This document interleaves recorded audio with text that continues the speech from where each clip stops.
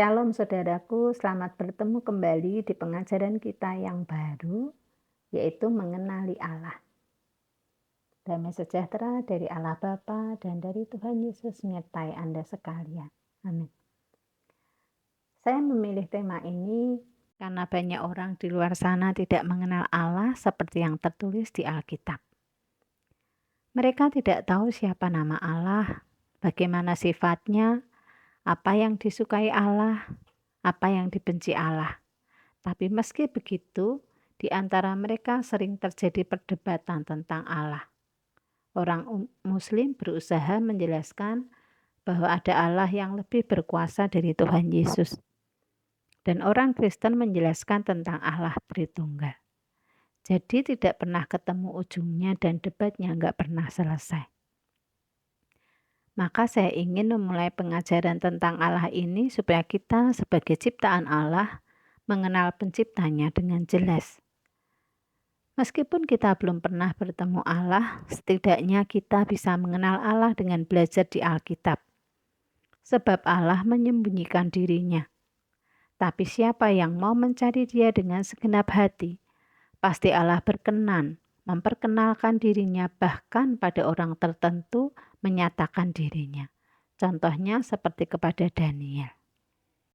Sebelum kita mulai pengajaran ini, perlu kita tahu bahwa Allah itu esa, pencipta alam semesta dan segala isinya. Dia telah membuat satu hukum, yaitu hukum Taurat, dan itu harus ditaati oleh seluruh umat manusia. Sekilas akan kita bahas tentang Tritunggal yang sering menjadi biang keributan. Dari mana asalnya istilah Allah Tritunggal? Yang pertama kali mengajarkannya adalah Tertullianus. Ia dibesarkan di keluarga kafir atau pagan atau penyembah berhala. Dia menganggap Allah seperti banyak dewa, kemudian memasukkan pemahamannya kepada pokok-pokok Kristen. Lalu memperkenalkan istilah Trinitas dan dia diangkat oleh Gereja Katolik menjadi Bapa Gereja. Lalu istilah itu terus populer melalui Gereja Katolik. Dari konsili 1 ke konsili berikutnya sampai sekarang ini. Sebagai umat Allah, kita seharusnya percaya kepada Alkitab yang ditulis oleh Nabi Allah dan Rasul Kristus. Tapi nyatanya selama ribuan tahun kita lebih percaya kepada doktrin yang asalnya dari manusia dan bukan dari Allah.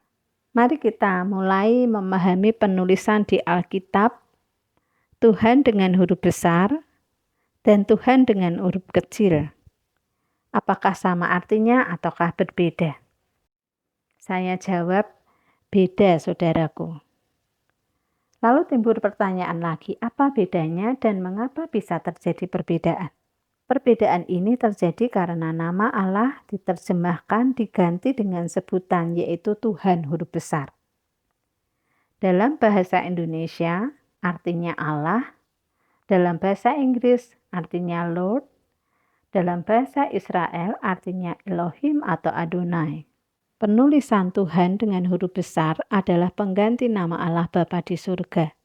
Sedang penulisan Tuhan dengan huruf kecil adalah Tuhan Yesus. Dalam Alkitab bahasa Ibrani, nama Bapa adalah Yehovah. Dalam Alkitab terjemahan baru, nama Bapa diganti dengan Tuhan huruf besar. Ini tertulis di Ulangan 6 ayat 4. Dengarlah hai orang Israel, Tuhan itu Allah kita, Tuhan itu esa. Dalam teks bahasa Ibrani tertulis Shema Israel, Yehovah Elohinu, Yehovah Ehad. Artinya dalam bahasa Indonesia adalah dengarlah hai orang Israel, Yehovah itu Allah kita, Yehovah itu esa. Bila nama Allah tidak ditranslate seperti teks aslinya, akan sangat mudah bagi kita untuk memahami hal ini. Lalu untuk penulisan Tuhan dengan huruf kecil, yang artinya Lord dalam bahasa Inggris, yang dimaksud adalah Tuhan Yesus Kristus. Ini tertulis di Filipi 2 ayat 9-11. Itulah sebabnya Allah sangat meninggikan dia dan mengaruniakan kepadanya nama di atas segala nama, supaya dalam nama Yesus bertekuk lutut segala yang ada di langit dan yang ada di atas bumi dan yang ada di bawah bumi, dan segala lidah mengaku Yesus Kristus adalah Tuhan bagi kemuliaan Allah Bapa.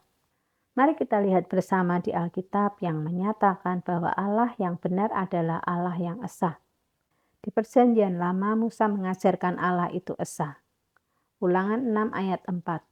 Dengarlah hai orang Israel, Tuhan itu Allah kita, Tuhan itu esa.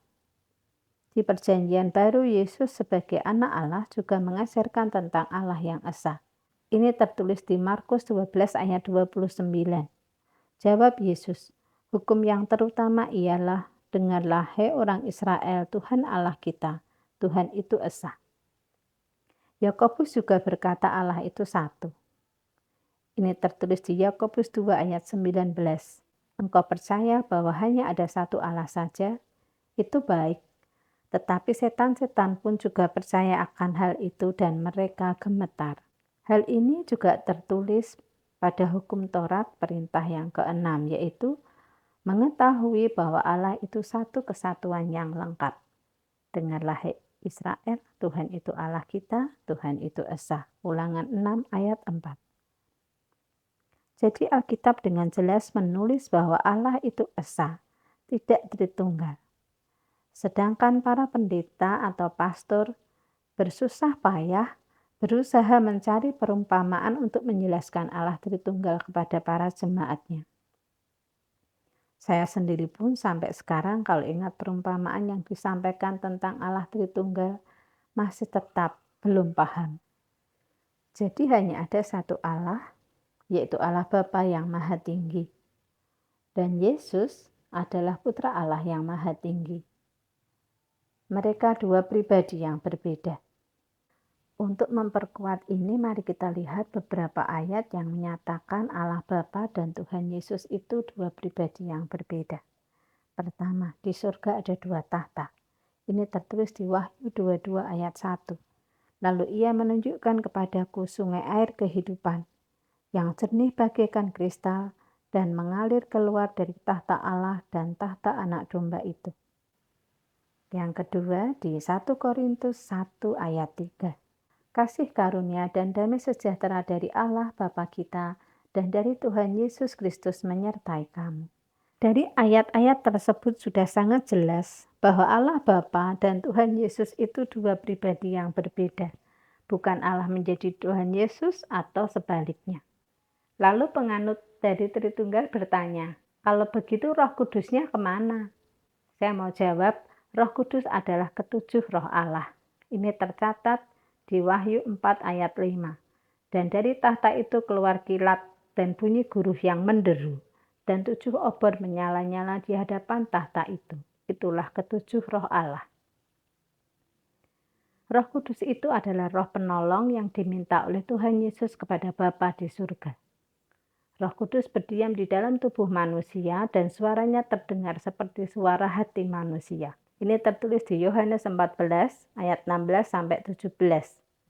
Aku akan minta kepada Bapa dan ia akan memberikan kepadamu seorang penolong yang lain, supaya ia menyertai kamu selama-lamanya, yaitu roh kebenaran.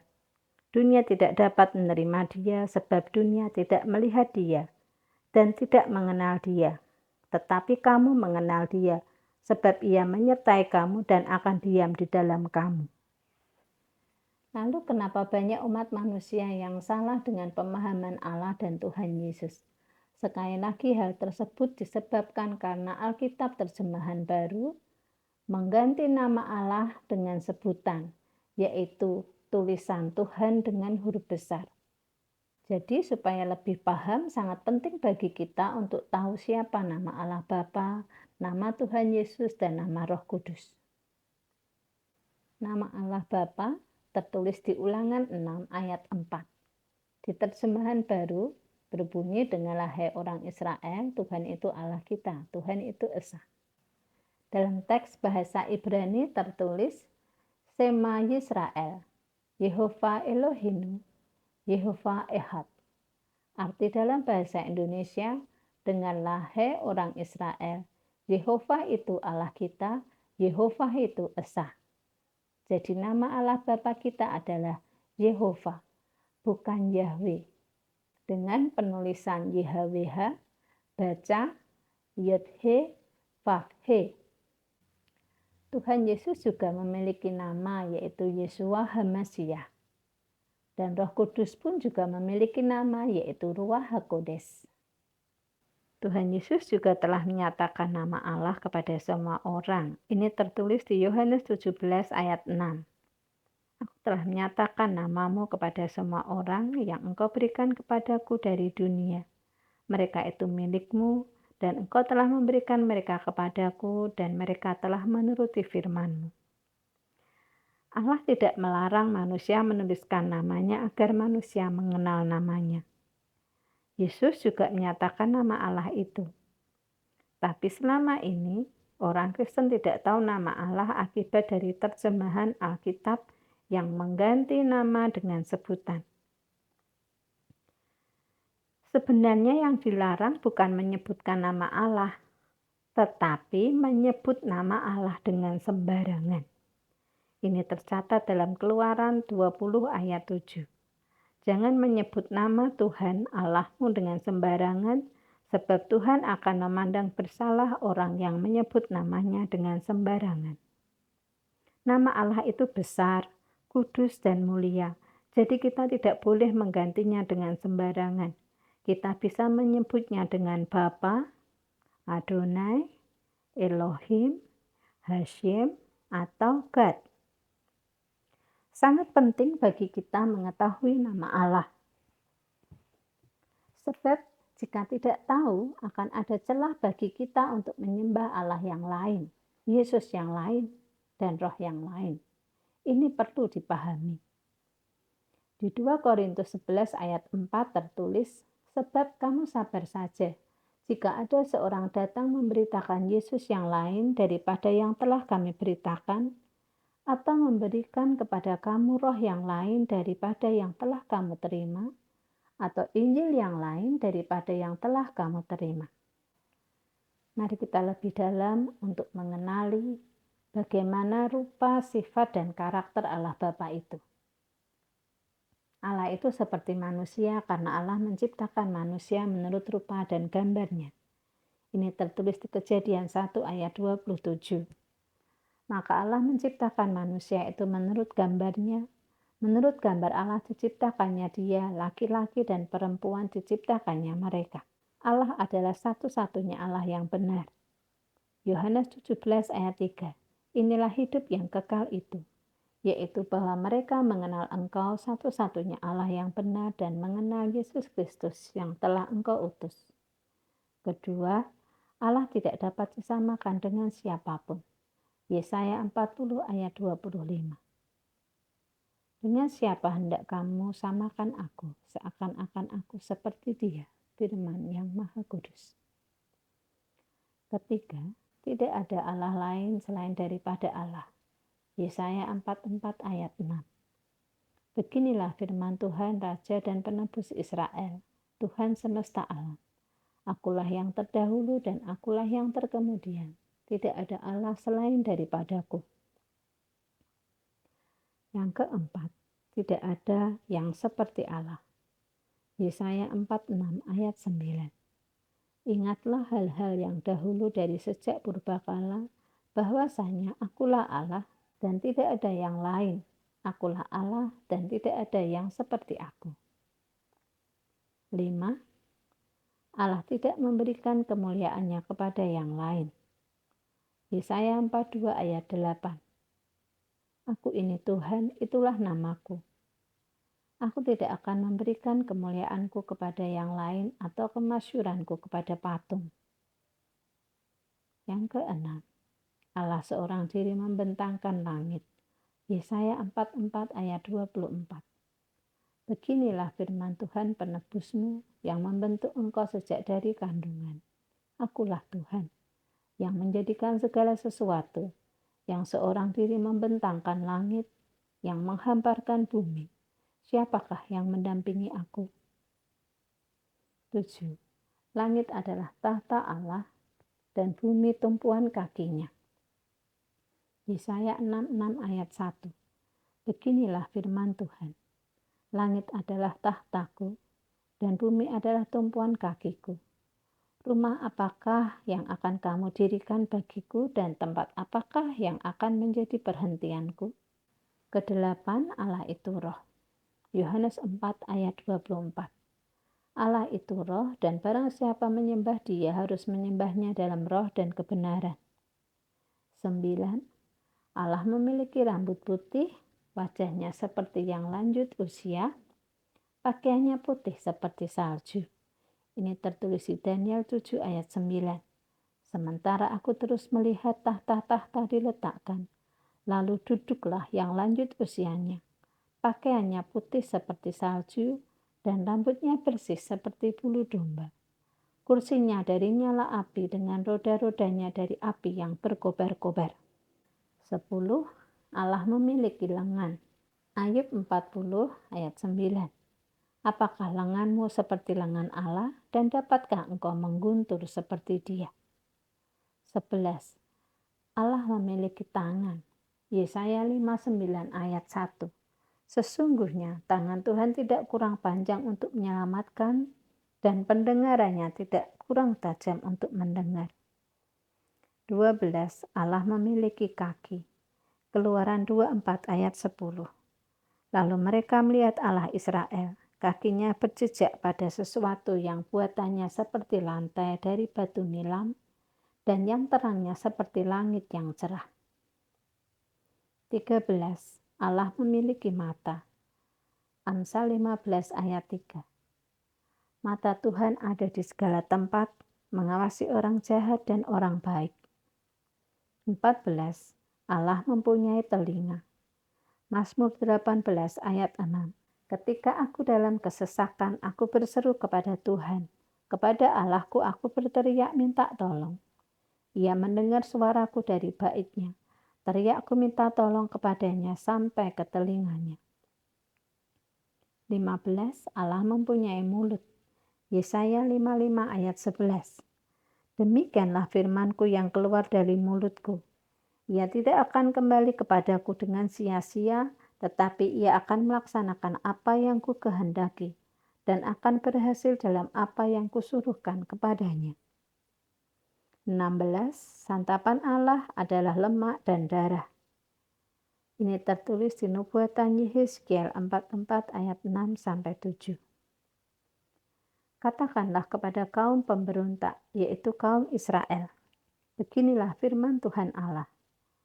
Cukuplah perbuatan-perbuatanmu yang keji itu, hai kaum Israel, yang membiarkan orang-orang asing, yaitu orang-orang yang tidak bersunat hatinya maupun dagingnya, masuk dalam tempat kudusku, dan dengan kehadirannya mereka menajiskannya waktu kamu mempersembahkan santapanku, yaitu lemak dan darah.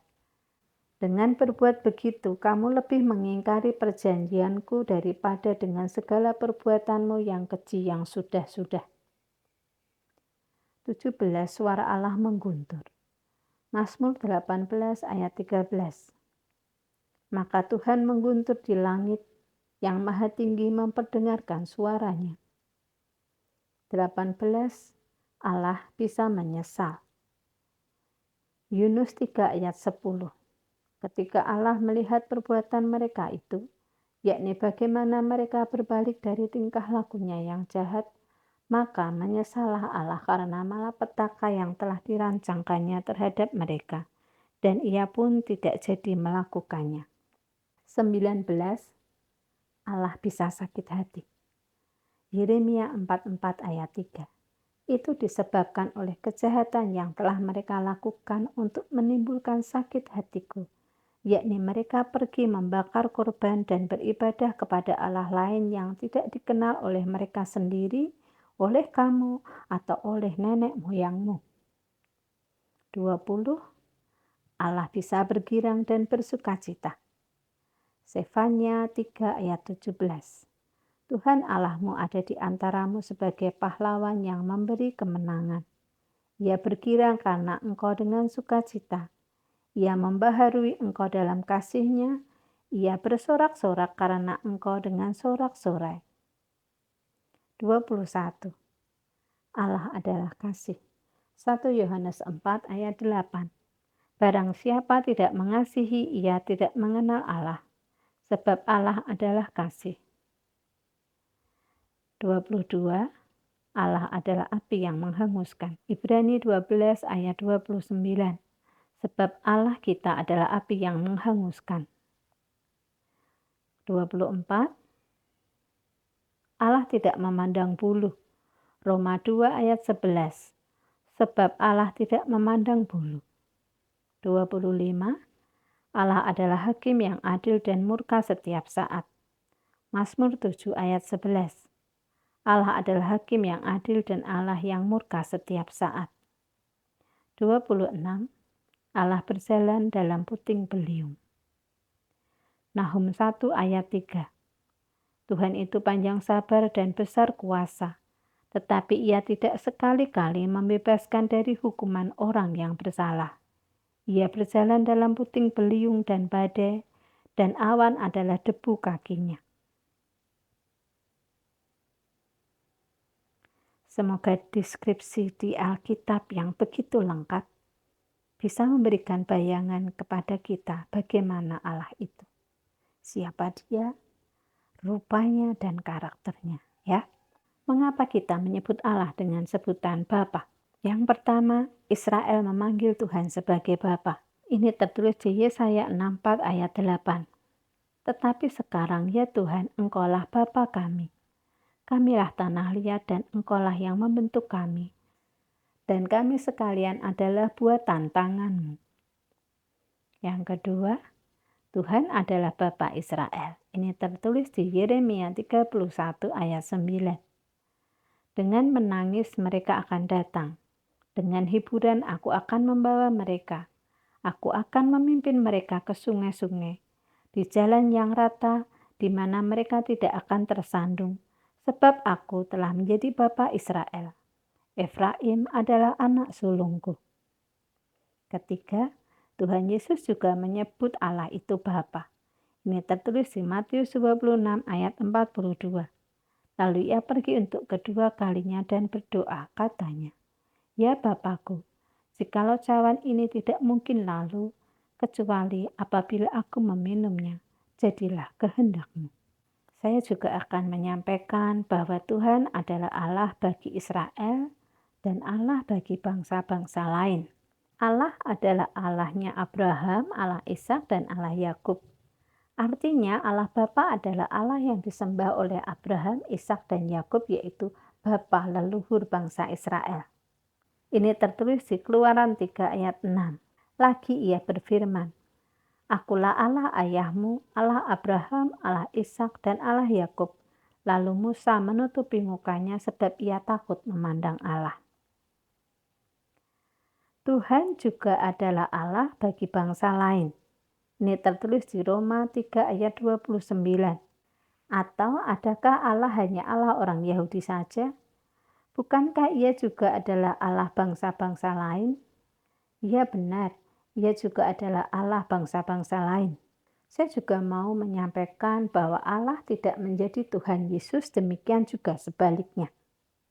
Allah adalah yang Maha Kudus. Ini tertulis di Yesaya 43 ayat 3. Sebab akulah Tuhan Allahmu, yang Maha Kudus Allah Israel, Juru Selamatmu. Aku menebus engkau dengan Mesir dan memberikan Ethiopia dan Sheba sebagai gantimu. Allah tidak berubah. Ini tertulis di Maleakhi 3 ayat 6. Bahwasanya aku, Tuhan, tidak berubah, dan kamu, Bani Yakub, tidak akan lenyap. Allah juga berbicara kepada Yesus saat baptisan. Matius 3 ayat 16-17. Sesudah dibaptis, Yesus segera keluar dari air dan pada waktu itu juga langit terbuka. Dan ia melihat Roh Allah seperti burung merpati turun ke atasnya. Lalu terdengarlah suara dari surga yang mengatakan, "Inilah anakku yang kukasihi, kepadanya lah aku berkenan." Yesus juga berdoa kepada Allah Bapa. Ini tertulis di Matius 26 ayat 39. Maka ia maju sedikit, lalu sujud dan berdoa, katanya, Ya Bapakku, jikalau sekiranya mungkin, biarlah cawan ini lalu daripadaku. Tetapi janganlah seperti yang ku kehendaki, melainkan seperti yang Engkau kehendaki. Yesus juga berseru kepada Bapa ketika disalib. Matius 27 ayat 46. Kira-kira jam 3 berserulah Yesus dengan suara nyaring. Eli, Eli, lama sabachthani. Artinya, Allahku, Allahku, mengapa engkau meninggalkan aku? Bapa juga mengakui Yesus adalah anaknya. Ini tertulis di Ibrani 1 ayat 5. Karena kepada siapakah di antara malaikat-malaikat itu pernah ia katakan, "Anakku engkau, engkau telah kuperanakkan pada hari ini, dan aku akan menjadi bapanya dan ia akan menjadi anakku." Allah juga memerintahkan malaikat menyembah anaknya. Ibrani 1 ayat 6. Dan ketika ia membawa pula anaknya yang sulung ke dunia, ia berkata, semua malaikat Allah harus menyembah dia. Allah juga memerintahkan anaknya duduk di sebelah kanannya. Ibrani 1 ayat 13. Dan kepada siapakah di antara malaikat itu pernah ia berkata, duduklah di sebelah kananku, sampai kubuat musuh-musuhmu menjadi tumpuan kakimu. Saudaraku yang terkasih, sekarang kita sudah mengerti dan paham siapa Allah kita yang sesungguhnya. Allah yang menciptakan kita, siapa namanya dan bagaimana sifatnya. Jika kita paham dan kenal, tentunya kita dapat merasakan Allah mana yang kita tuju. Kalau tidak paham, kita seperti hanya menyebut Allah tanpa tahu Allah bagaimana yang kita maksud. Ingat pepatah ya, tak kenal maka tak sayang. Akhir kata, saya ingin berpesan, takutlah akan Allah kita. Matius 10 ayat 28. Dan janganlah kamu takut kepada mereka yang dapat membunuh tubuh, tetapi tidak berkuasa membunuh jiwa. Takutlah terutama kepada Dia yang berkuasa membinasakan baik jiwa maupun tubuh di dalam neraka. Tuhan memberkati.